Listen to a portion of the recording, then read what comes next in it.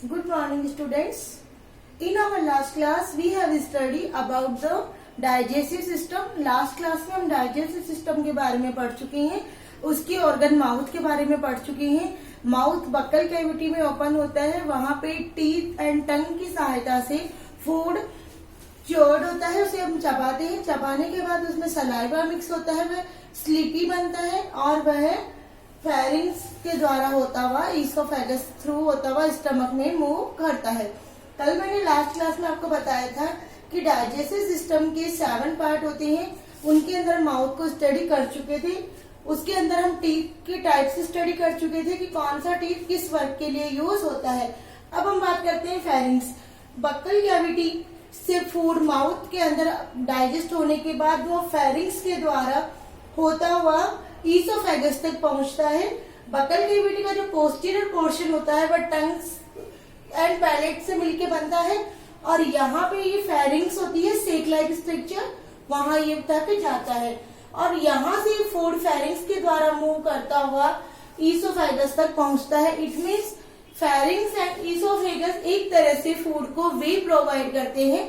Mouth में digestion के बाद इन दोनों ऑर्गन्स में कोई भी डाइजेशन नहीं होता है, केवल ये फूड को वे प्रोवाइड करेंगे वन प्लेस टू स्टमक तक मूव होने के लिए.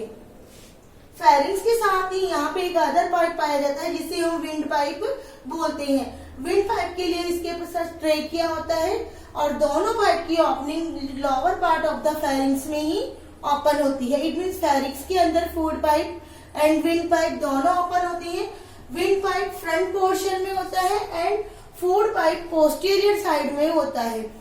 जब भी हम फूड लेते हैं जनरली क्या होता है कि यहाँ पे ये दोनों पाइप होने की वजह से यहाँ पे ईसोफेगस के अंदर ये जो फेरिंग्स जुड़ता है वहां पे एक लिड लाइक स्ट्रक्चर पाई जाती है जो विंड पाइप को कवर कर लेती है ताकि हमें हमारा भोजन का फूड का पार्टिकल उसमें नहीं जा सके.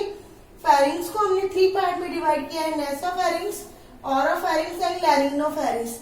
ये जो फेरिंग्स पोर्शन है जनरली ये ब्रीथिंग से रिलेटेड पोर्शन है. नेसोफेरिंग्स इट मीन्स जब हम नोज के थ्रू ब्रीथ लेते हैं तो ये नोज के द्वारा होता हुआ नेसोफेरिंग्स के अंदर एयर जाती है.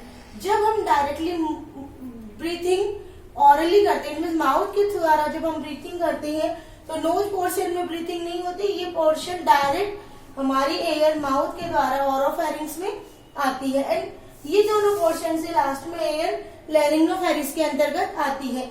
यहाँ से भोजन फेरिंग्स के द्वारा होता हुआ ईसोफेगस तक पहुंचता है. ईसोफेगस एक मस्कुलर ट्यूब होती है जिसकी लेंथ लगभग 25 सेंटीमीटर होती है. ये बहुत सकड़ी होती है, नैरो ट्यूब होती है.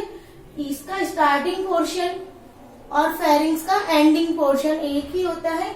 यहाँ से ये फेरिंग्स के द्वारा ईसोफेगस के अंदर जो भोजन आता है फेरिंग्स के द्वारा पहले वो सर्वाइकल पोर्शन में जाता है, फिर थोरेसिक रीजन में जाता है, फिर डायफ्राम वाले पोर्शन को पार करते हुए upper part of the abdomen तक ये लेके जाता है. इट मीन्स ईसोफेगस एक वे का काम करता है फूड को बक्कल कैविटी के द्वारा फेरिंग्स एंड फेरिंग्स के द्वारा ईसोफेगस एंड लास्ट में स्टमक तक पहुंचाने का.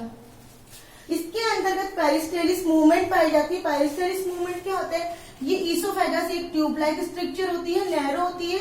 जब हमारा डाइजेस्टेड फूड बोलस के रूप में यहाँ पे आता है तो इसका अपर पोर्शन इसके ऊपर प्रेशर राइज करेगा और ये यहाँ से नीचे वाला पोर्शन फैल जाएगा. फैलने से ये बॉल यहाँ पे इजीली मूव होगा और ऊपर वाला पोर्शन सिकुड़ हो जाएगा और ये फूड को मूवमेंट प्रोवाइड करता है. इस वे को हम पेरिस्टेलिक मूवमेंट कहते हैं. इस ईसोफेगस के स्टार्टिंग पॉइंट के ऊपर एक फ्लिप लाइक लिड पाया जाता है जिसे एपिग्लोटिस कहते हैं. एपिग्लोटिस एक मस्कुलर टिश्यू ऑर्गन ही होता है. ये क्या करता है कि जब हम फूड खाते हैं तो हमारे फूड पार्टिकल्स को विंड पाइप में जाने से रोकता है. अगर हम फूड को फास्टली च्यूइंग करते हैं या उसको फास्टली इनगल्फ करते हैं उस कंडीशन में some small particles windpipe में चले जाते हैं और ब्रीथिंग प्रॉब्लम क्रिएट करते हैं. उस प्रॉब्लम को रोकने के लिए एपिग्लोटिस पाया जाता है. ईसोफेगस के एंडिंग पोर्शन के बाद जो हमारा भोजन स्टमक तक आता है, स्टमक एक मस्कुलर ऑर्गन होता है जिसकी शेप जे लाइक स्ट्रक्चर होती है. ये लोकेशन इसकी जो क्या होती है ईसोफेगस और ड्यूडेनियम के बीच में पाया जाता है। ड्यूडेनियम स्मॉल इंटेस्टाइन का पोर्शन होता है and ending of oesophagus and starting of the small intestine, जो मिड में ऑर्गन होता है उसे हम स्टमक कहते हैं। इसकी एक अनदर लोकेशन भी है कि left of the abdominal cavity होता है और posterior of the diaphragm. Diaphragm के पोस्टीरियर पोर्शन में और एब्डोमेन कैविटी के लेफ्ट में जो ऑर्गन होता है वो भी स्टमक ही कहलाता है। यानी इसकी 2 लोकेशंस है। ये फ्लेक्सिबल होता है। फ्लेक्सिबल होने से क्या होता है कि ये वन टाइम के अंदर 1 to 3 लीटर फूड कंज्यूम कर सकता है। अब मैंने फूड के लिए लीटर वर्ड यूज किया है, क्यों? फूड तो हम सॉलिड कंडीशन में ले रहे हैं, लेकिन यहाँ पे क्या होता है, जब फूड का डाइजेशन स्टार्ट होता है उस कंडीशन के अंदर इसके अंदर हम जो वाटर वगैरह लेते हैं वो मिक्सअप होते हैं, साथ में डाइजेस्टिव जूस वगैरह मिक्स होते हैं और इसे लिक्विड फॉर्म में कन्वर्ट कर देते हैं। इसलिए यहाँ पे फूड की अमाउंट लीटर में बताई गई है। स्टमक को हमने 3 पार्ट में डिवाइड किया है, cardiac portion, pylorus and funds.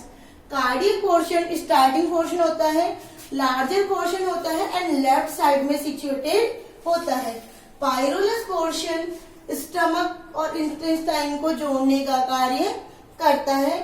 Funds portion इन दोनों portion it means cardiac portion and pylorus portion के नीचे स्थित होता है, डायफ्राम के पास में नीचे स्थित होता है। ये क्या करते हैं, पोर्शन स्टमक, यहाँ पे डाइजेशन का कार्य स्टार्ट होना शुरू हो जाता है। यहाँ पे फूड कुछ समय के लिए स्टोर रहता है। जब ये फूड स्टोर रहता है तो इस स्टमक के अंदर तो स्प्रिंगलर्स पाए जाते हैं। स्प्रिंगलर्स एक्चुअल में क्या करते हैं, एक तरह से लिड का काम करते हैं, भोजन को वापस स्टमक से ईसोफेगस में जाने से रोकने का कार्य करते हैं। अगर हमारा डाइजेस्टेड फूड स्टमक में आया हुआ फूड अगर वापस ऊपर आता है तो उसके अंदर हमारे डाइजेस्टिव जूस मिक्स हो चुके होते हैं और उस कंडीशन में उसका नेचर एसिडिक बन चुका होता है। अगर वो वापस हमारे थ्रोट में आता है तो जलन होने लग जाती है। तो इनको रोकने का कार्य स्प्रिंगलर करते हैं। ये 2 होते हैं। फर्स्ट होता है कार्डियक या लोअर ईसोफेगल स्प्रिंगलर। लोअर यानी ये ईसोफेगल के नीचे की तरफ होता है और ये फूड को वापस स्टमक से ईसोफेगस में जाने से रोकता है। सेकंड जो स्प्रिंगलर होता है वो पायरोलिक स्फिंक्टर कहलाता है। ये स्मॉल इंटेस्टाइन और स्टमक के मिड में स्थित होता है। ये जो अनडाइजेस्टेड फूड है उसको स्मॉल इंटेस्टाइन में जाने से रोकता है। अनडाइजेस्टेड फूड अगर स्मॉल इंटेस्टाइन में आ जाएगा उस कंडीशन में क्या होगा कि उसका डाइजेशन प्रॉपरली नहीं हो पाएगा और डाइजेशन प्रॉपरली नहीं होने से न्यूट्रिएंट बॉडी को प्रॉपरली नहीं मिल पाएंगे। अब हम बात करते हैं small intestine. Small intestine digestive system का मेन पार्ट होता है। इसकी लेंथ लगभग 7 मीटर के समथिंग होती है। इस पोर्शन के अंदर मैक्सिमम डाइजेशन एंड एब्जॉर्प्शन का कार्य किया जाता है। इस पार्ट को हमने 3 पार्ट में डिवाइड किया है, duodenum, jejunum and ileum. Duodenum main digestive system का पार्ट होता है। यहाँ पे बायोकेमिकल डाइजेशन होता है। बायोकेमिकल डाइजेशन मीन्स फूड का डाइजेशन जब presence of chemicals it means enzymes की मदद से होता है उसे हम बायोकेमिकल डाइजेशन कहते हैं। जेजुनम पोर्शन के अंदर जो डायरेक्टरी जूस होते हैं इट मीन्स भोजन को पचाने वाले जूस का सिक्रेशन होता है, साथ में वो भोजन को डाइजेस्ट करने में हेल्प करते हैं और मेनली डाइजेस्टेड फूड का एब्जॉर्प्शन जेजुनम पोर्शन के द्वारा ही किया जाता है। जो इलियम पोर्शन है वो टर्मिनल पोर्शन होता है। इसमें एब्जॉर्प्शन का कार्य होता है। न्यूट्रिएंट जो जेजुनम में एब्जॉर्ब नहीं हुए रिमेनिंग पोर्शन जैसे कि बाइल सॉल्ट्स या विटामिन इनका एब्जॉर्प्शन का कार्य इलियम करते हैं। In our next class, we will study about the large intestine and the mechanism of the digestion. I hope you have understand these organs very well.